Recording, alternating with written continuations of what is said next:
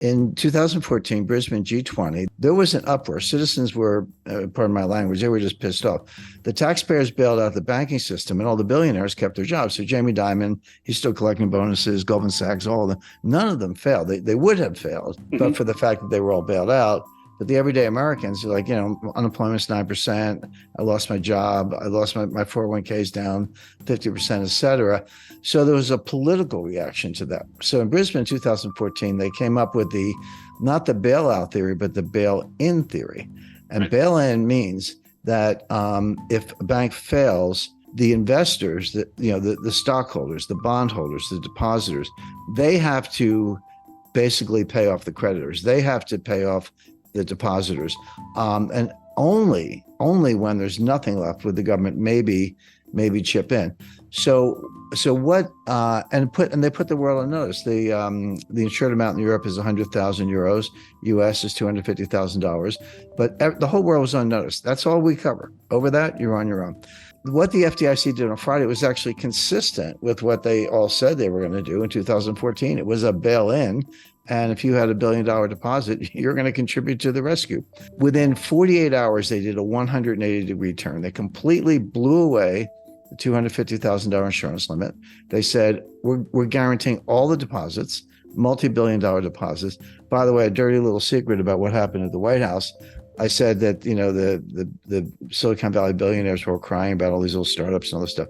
The truth is, a lot of what Silicon Valley Bank was financing was green technology, but they were in the White House sweet spot by saying green, and they were. That was actually what they were financing. Everyone thinks, oh, somebody's working on an app. They weren't apps. They was like battery power. So they get bailed out. At the same time, on Sunday night, now we're talking March 12th, they closed another bank, which was Signature Bank. Something about S, Silvergate, Silicon, Signature, all the S's were going down. Now, Signature Bank was another interesting case, which was Barney Frank was on the board of Signature. And if that name rings a bell, just think of Dodd-Frank. Dodd-Frank, 2010, 1,000-page legislation. I know I met Barney. I know Chris Dodd very well. That was supposed to solve all the problems of the 2008, 2009 financial crisis, et cetera. Here, the author of the bailout legislation is on the board of the bank, and his bank gets shut down. Well, what's up with that? They bought government bonds. And when interest rates went up from 10-year note, treasury note yield to maturity went from 1 3/4 to 4, all those bonds lost 80% of the value. That's what happens on long duration bonds. Bond math is simple: rates up, price down, vice versa. Well, the rates were up, the price was down. So they were underwater and insolvent, and they got shut down. So Barney Frank's out whining the next day. He's like, hey, yeah, but that's true of every bank in the country. There's not a bank out there that didn't load up on treasury bonds at 1 3/4. They're all underwater. They're all insolvent. And by the way, the Fed announced a facility, but basically what they said was, if you're a member bank and you have treasury securities that are where the mark-to-market value is below par, so you paid 10 million, but they're only worth 8 million. And that was the case across the board. So they get trillion dollars or more of bonds that were in that category. You can deliver them to us, and we will lend you for 1 year the face value. So you're putting up 80 cents of collateral, but you're getting a 100-cent loan. I said, I got a 15-year-old car. Will you lend me what I paid for it? Because it's a lot more than it's worth now. But that's what they did. So now my head's spinning. I'm like, well, I get all this stuff, but I'm like, oh, so you just guaranteed every deposit in the banking system without limit, and you just guaranteed every treasury bond at par value without limit. What's left? What else do you have in your bag of tricks? Because you don't have it. There's nothing else you can do. Go back to 2008, they guaranteed every money market fund in the country. So, but here's Barney Frank whining, hey, yeah, my bank was in trouble, but so was every bank in the country. Why did you whack me and give all these guys a pass? Well, the answer is Signature Bank was another crypto bank. It had a portal called Signet. And Signet was a portal to the crypto world. And that's why they whacked it. Notice they whacked 2 crypto banks. Everyone's asking Janet Yellen, it's like, wait a second, what just happened? You guaranteed every deposit in the banking system. And she's like, well, no, not really. It's only if you're systemically important.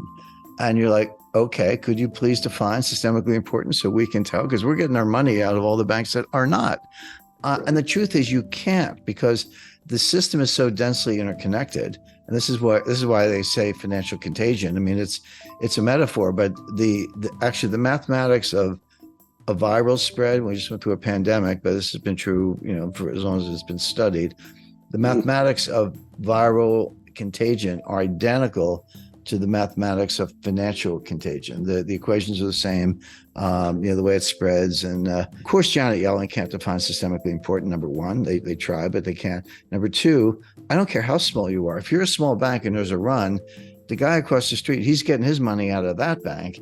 And again, it's like COVID. It's like it just keeps going until the system collapses, which means by definition, just by the dynamics, there's no such thing as a bank that's not systemically important, because they're all connected. Even the little banks are borrowing from the big banks, et cetera.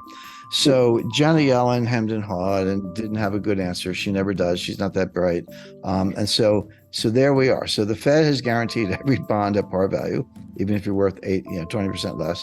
And the FDIC has guaranteed every deposit. And Janet Yellen can't give you a good definition of what's covered and what isn't. Okay. Now a week goes by.